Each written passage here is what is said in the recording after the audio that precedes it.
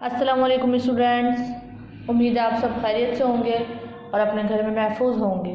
आज हम अपनी इस्लामियत की किताब तरबियाती निसाब का आगाज़ करने जा रहे हैं। आज हम पढ़ेंगे अहदीस और मसनून दुआएं। अच्छा बच्चों, आज हम स्टार्ट करने जा रहे हैं बाब नंबर सोम का अलिफ अहदीस। अहदीस आपको पता है किसे कहते हैं स्टूडेंट्स? रसूलुल्लाह सल्लल्लाहु अलैहि वसल्लम की बताई हुई बातों और आप सल्लल्लाहु अलैहि वसल्लम के बताए हुए कामों को अहदीस कहते हैं। पहली हदीस जो आपके सिलेबस में है वो क्या है? वज़ू की अहमियत।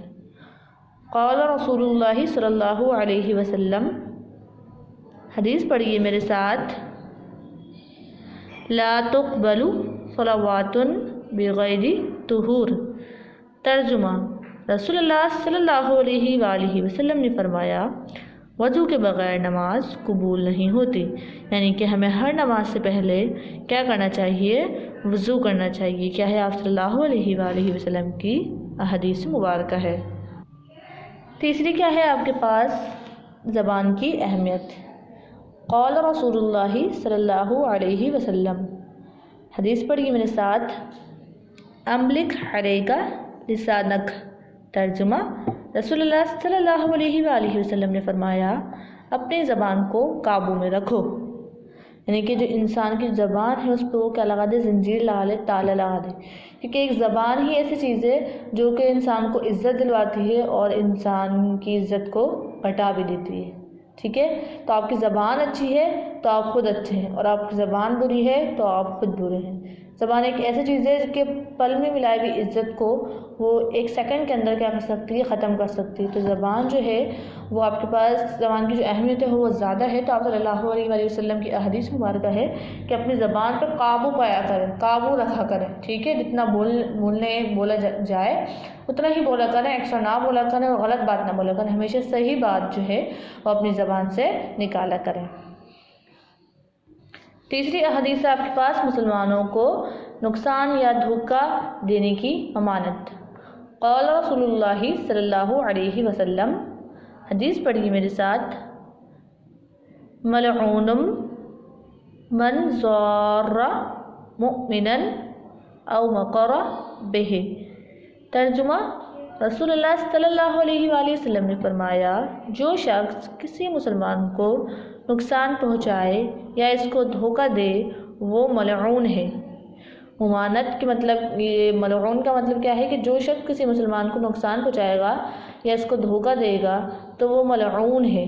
ठीक है, यानी कि उसको धोखा नहीं दे, जो शख्स किसी मुसलमान को नुकसान पहुँचाएगा या उसको धोखा देगा तो वो शख्स जो है वो गुनहगार होगा। ठीक है, आप सल्लल्लाहु अलैहि वसल्लम ऐसे शख्स को बिल्कुल पसंद नहीं करते जो किसी दूसरे शख्स को धोखा दे या उसको नुकसान पहुँचाए।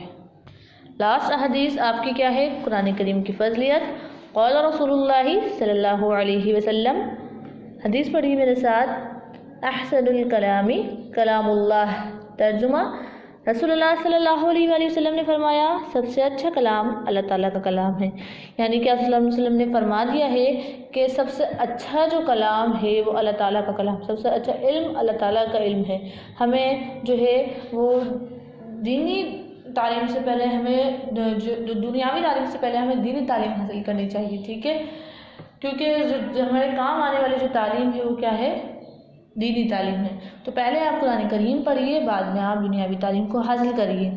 तो सबसे अच्छा जो कलाम है, ये हदीस मुबारक से साबित हुआ है कि सबसे अच्छा कलाम जो है वो अल्लाह ताला का कलाम है। यानी कि अल्लाह ताला की इबादत करना, अल्लाह ताला का जिक्र करना हर जगह। ठीक है, अल्लाह ताला की दी हुई किताब को पढ़ना, कुरान मजीद को पढ़ना, तलफ़्फ़ुज़ के साथ पढ़ना, तर्जुमे के साथ पढ़ना।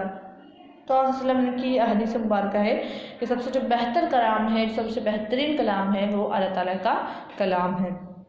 स्टूडेंट्स, ये चारों हदीस आपको ज़बानें जो है वो याद करनी है बिमा तर्जुमा। इसके बाद मसनून दुआ का सेक्शन हम स्टार्ट करने जा रहे हैं। बाब नंबर सोम का बे मसनून दुआएं। रसूलुल्लाह सल्लल्लाहु अलैहि वसल्लम ने जो दुआएं मांगी और उम्मत को सिखाया वो मसनून दुआएं होती हैं। जिस तरीके से आप सल्लल्लाहु अलैहि वसल्लम ने जो बात कही उसे हम अहदीस कहते हैं। इस तरीके से आप सल्लल्लाहु अलैहि वसल्लम ने जो दुआएं मांगी हैं वो अपने उम्मत को जो सिखाया है वो मसनून दुआएं कहलाती हैं। ठीक है स्टूडेंट्स, चलें आपके पास पहली जो अहदीस है वो क्या है, सुबह शाम 3 मरतबा ये दुआ पढ़ें। चलिए मेरे साथ साथ दुआ पढ़िए। वज़ीतु बिल्लाहि रब्बन व बिल इस्लामी दीनन व बि मुहम्मदिन नबिय्या। तर्जुमा, मैं अल्लाह को रब और इस्लाम को दीन और मोहम्मद सल्लल्लाहु अलैहि वसल्लम को नबी मानने पर राज़ी हूँ। यानी कि आपको सुबह शाम की दुआ जो है वो 3 मरतबा पढ़नी चाहिए कि मैं अल्लाह को रब मानता हूँ, इस्लाम को अपना दीन मानता हूँ और मोहम्मद मुस्तफ़ा सल्लल्लाहु अलैहि वसल्लम को अपना नबी मानने पर राज़ी होता हूँ। इंसान को ये दुआ सुबह शाम जो है वो पढ़ती रहनी चाहिए। उसके बाद आपके पास दूसरी दुआ क्या है, कपड़ा पहनने की दुआ। चलिए मेरे साथ पढ़िए। अल्हम्दुलिल्लाहिल्लज़ी कसानी हाज़ा सवाबा व रज़क़नीही मिन गैरि हौलिन मिन्नी वला क़ुव्वा। तमाम तारीफ़ें अल्लाह के लिए हैं जिसने मुझे ये कपड़ा पहनाया और मेरी ताकत व क़ुव्वत के बग़ैर मुझको ये अता फ़रमाया।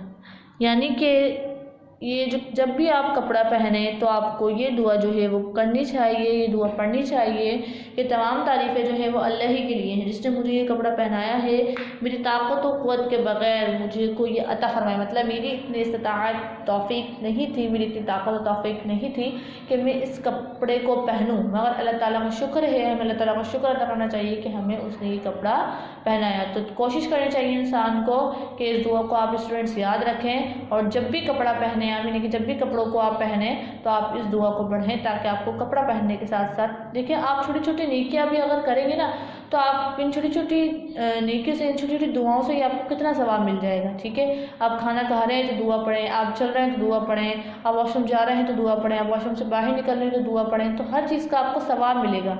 इस तरीके से आपकी नेकियों में भी इजाफा होगा। आपको पता भी चलेगा कि इन छोटी छोटी चीज़ों से आपकी जो नेकियां हैं वो किस कदर जो है वो बढ़ जाएंगी। तो कपड़ा जब आप पहने तो आप लाजमी जो है वो इस दुआ को पढ़ा करें ताकि अल्लाह ताला आपको और ज़्यादा कपड़े पहनने की या फिर आपको और ज़्यादा दे, आपको और ज़्यादा माल दौलत से नवाजे और आपको जो है सवाब भी जो है वो आपको मिल जाए।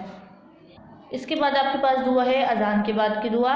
चलिए मेरे साथ साथ पढ़िए अजान के बाद की दुआ। अल्लाहुम्मा रब्ब हाज़िहि द्दअवति त्ताम्मह वस्सलातिल क़ाइमह आति मुहम्मदनिल वसीलता वल फ़ज़ीला वबअसहु मक़ामम महमूदनिल्लज़ी वअदता इन्नका ला तुख़लिफ़ुल मिआद। तर्जुमा, ए अल्लाह, इस दावत कामिल और इसके नतीजे में खड़ी होने वाली नमाज के रब, तो मोहम्मद सल्लल्लाहु अलैहि वसल्लम को वसीला और फजीलत अता फरमा और इनको इस मकाम महमूद तक पहुँचा दे जिसका तूने इनसे वादा फरमाया है। बेशक तू अपने वादे के ख़िलाफ़ नहीं करता। स्टूडेंट्स, ये अज़ान के बाद की दुआ है, बहुत इंपॉर्टेंट दुआ है। आपको जब भी अज़ान हुए सबसे पहले आप अज़ान को खामोशी से सुनिए, अज़ान का जवाब दीजिए और फिर अज़ान के बाद के दुआ को जो है वो रेगुलर हर नमाज के बाद, हर अज़ान के बाद जो है वो पढ़ा करें ताकि आपको सवाब में मिले। इस अज़ान का तर्जुमा क्या है, इस अज़ान के बाद की दुआ का तर्जुमा क्या है कि अल्लाह के इस दावत कामिल इसके नतीजे में खड़ी होने वाली नमाज के रब, यानी कि इस नमाज के रब कि तू मोहम्मद सल्लल्लाहु अलैहि वसल्लम को इस वसीलता उस मकाम तक पहुँचा दे जिसका तूने उनसे वादा किया है। बेशक तू वादा खिलाफ़ी नहीं करते, यानी कि आप अल्लाह ताला ने जिस मकाम महमूद का वादा किया है आप सल्लम को पहुँचाने का, तो अल्लाह ताला तो उस आप सल्लम को उस मकाम महमूद तक पहुँचा दे जिसका तूने उनसे वादा किया है। बेशक तू वादा खिलाफ़ी नहीं करता। तो स्टूडेंट्स, आपको जो है हर नमाज के बाद जो है वो अज़ान के बाद आपको ये दुआ जो है वो पढ़नी चाहिए और दूसरों को भी बताना चाहिए ताकि आपको इसका भी सवाब मिल सके। होपफुली स्टूडेंट, आपको अहदीस मुबारक और जो मसनून दुआएं हैं वो समझ आ गई होंगी। आपको अहदीस मुबारक और मसनून दुआएं जो है वो ज़बानी याद करनी है। इंशाअल्लाह हम फिर मिलेंगे एक नई वीडियो में, एक नए सबक, एक नए टॉपिक के साथ। जब तक के लिए अल्लाह हाफ़िज़।